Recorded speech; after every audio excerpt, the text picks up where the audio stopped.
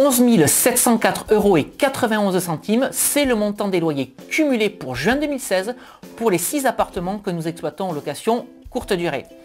Bonjour à tous, je suis Sébastien du blog louerencourtedurée.fr. Je vous souhaite la bienvenue dans cette nouvelle vidéo dans laquelle j'ai souhaité faire un bilan du mois de juin 2016. Alors pourquoi effectuer ce bilan?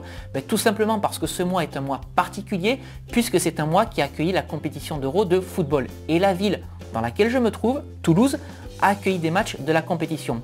Donc ce que j'ai souhaité faire au travers de cette vidéo, c'est un retour d'expérience et indiquer ce qui a fonctionné et ce qui aurait pu être amélioré. Allez, c'est parti, ça commence tout de suite.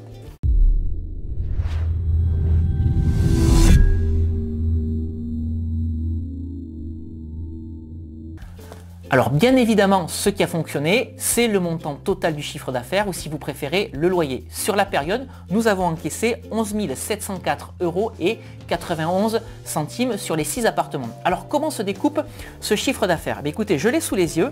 Le premier appartement, qui est un studio de 20 mètres carrés, a généré 2 624,98 € de loyer. Le second appartement, qui est un petit T2 de 25 mètres carrés, a généré 2029,25 €. Le troisième appartement, un studio de 25 mètres carrés, a généré 1971,22 €. Le quatrième appartement, un T2 de 35 mètres carrés, a généré 1993,81 €. Le cinquième appartement, un studio de 23 mètres carrés, a généré 1382,64 €.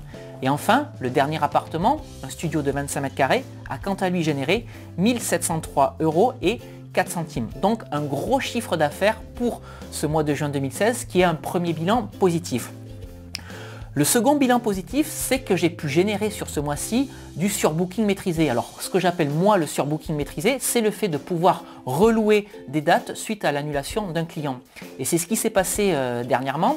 J'avais une grosse réservation qui avait été faite depuis plusieurs mois puisqu'un client avait réservé 7 nuits pour un montant total de 600 € et 2 jours avant son arrivée, il a souhaité annuler la réservation. Alors bien entendu, dans mes conditions générales de vente, j'étais en droit de garder la totalité du paiement et de ne pas le rembourser. C'est d'ailleurs ce que j'ai fait. Et par contre, j'ai réussi à relouer ces 7 nuits pour un montant total de 400 €. Ce qui fait que sur cet appartement, j'ai pu louer 7 nuits pour un montant total de 1000 €.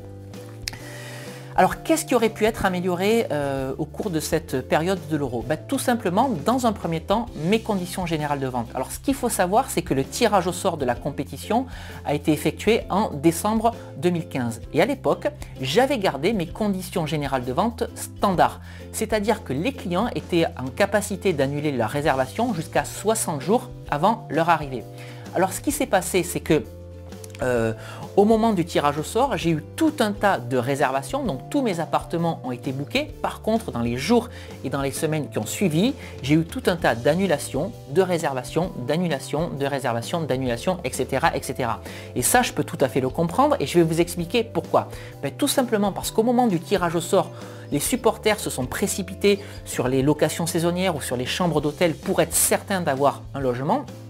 Et ils ont ensuite essayé de trouver des logements moins chers. Et donc avec mes conditions générales de vente à 60 jours, les clients ont eu la possibilité de chercher un logement moins cher. Et donc par la suite, j'ai bien entendu changer de stratégie et j'ai mis des conditions générales de vente bien plus drastiques de façon à ce que toute annulation ou toute modification soit impossible. Donc le conseil que je peux vous donner aujourd'hui dans cette vidéo, si vous vous trouvez dans une ville avec un événement particulier, donc je pense par exemple à Avignon avec le festival, ou encore à Angoulême avec le festival de la bande dessinée, ou encore à Strasbourg avec le marché de Noël, surtout durcissez vos conditions de vente pendant la période de l'événement de façon à ce que vos clients ne puissent pas annuler les réservations.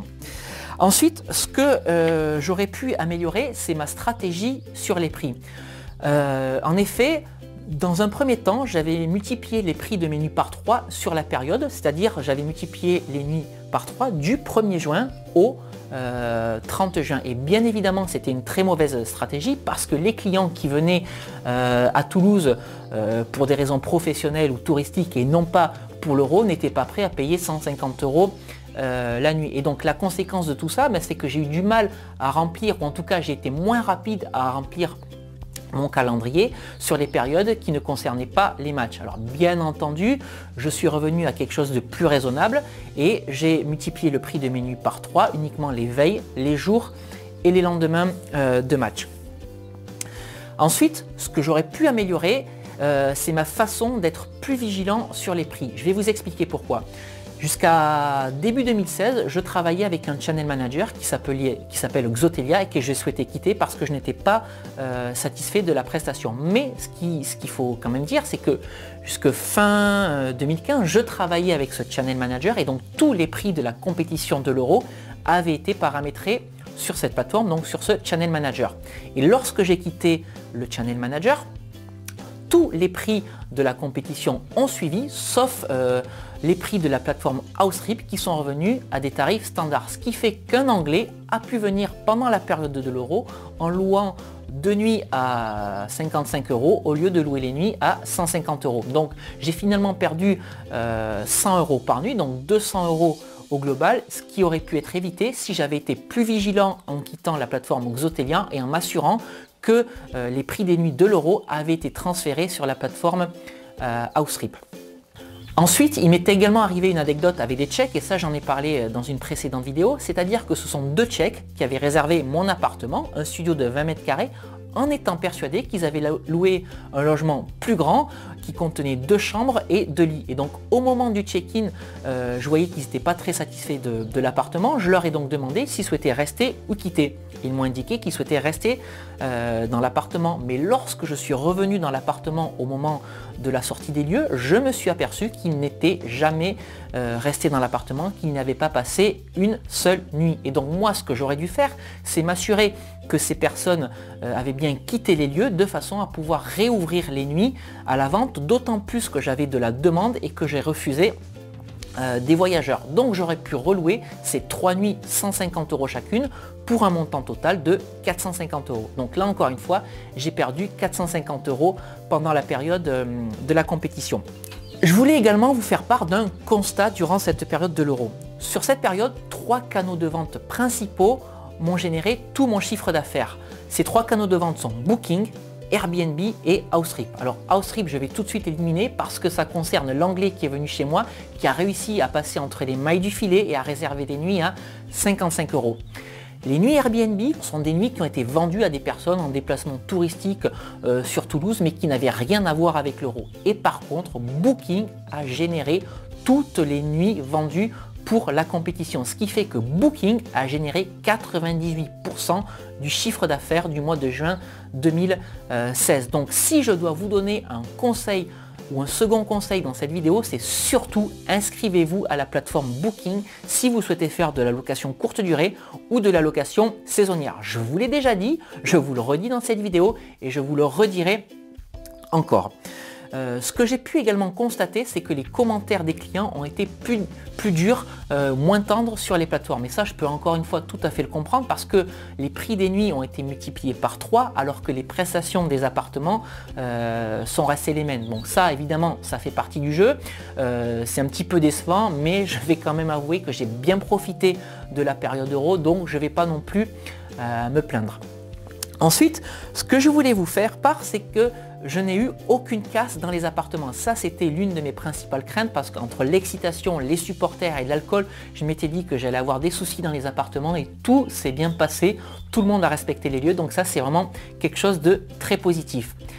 Et enfin, ce que je voulais partager avec vous, c'est un certain nombre d'anecdotes.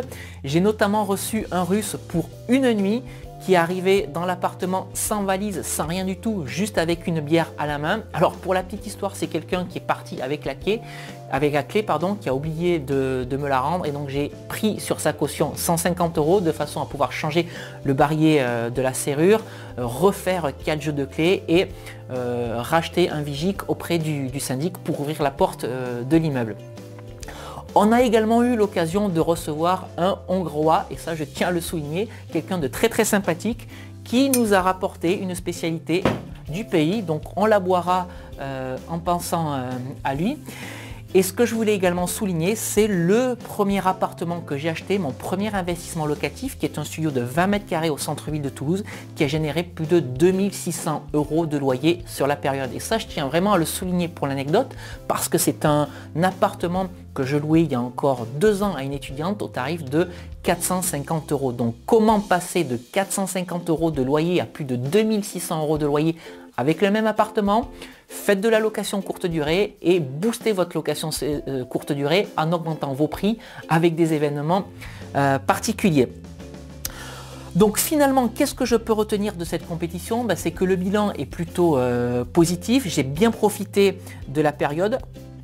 Mais je voulais quand même partager avec vous ce retour d'expérience en vous montrant ce qui aurait pu être amélioré, parce que c'est toujours bon de faire un petit peu d'autocritique.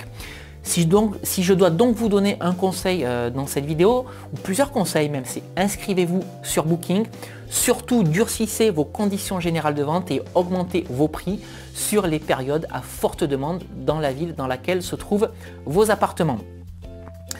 Donc c'est à vous de jouer maintenant et de faire la même chose. Je vous rappelle avant de clôturer cette vidéo que je viens de lancer une formation qui s'appelle Convaincre la banque, dans laquelle vous allez apprendre 2 choses. La première chose, c'est comment dimensionner correctement une offre d'achat pour acheter de l'immobilier intelligent, c'est-à-dire de l'immobilier qui va vous ramener de l'argent tous les mois alors même que vous avez un crédit immobilier sur ces mêmes biens. Et le second point que vous allez découvrir dans cette vidéo, c'est comment construire en moins de 2 heures un dossier bancaire béton, un dossier bancaire professionnel pour convaincre la banque de financer votre projet d'investissement locatif. Et vous découvrirez dans cette formation 2 outils que j'ai créés et que nous utilisons systématiquement lorsque nous achetons un appartement et grâce auxquels nous avons pu acheter 6 appartements sans apport en moins de 2 ans et comment ces 6 appartements ont pu nous générer 53 000 € de loyer l'an passé. Si vous souhaitez vous inscrire à cette formation, vous pouvez le faire en cliquant sur la vignette juste ici qui apparaît dans cette vidéo, si vous vous trouvez dans un navigateur internet, et si vous vous trouvez sur YouTube, je vous mets le lien d'accès à la formation dans la description juste en dessous de cette vidéo.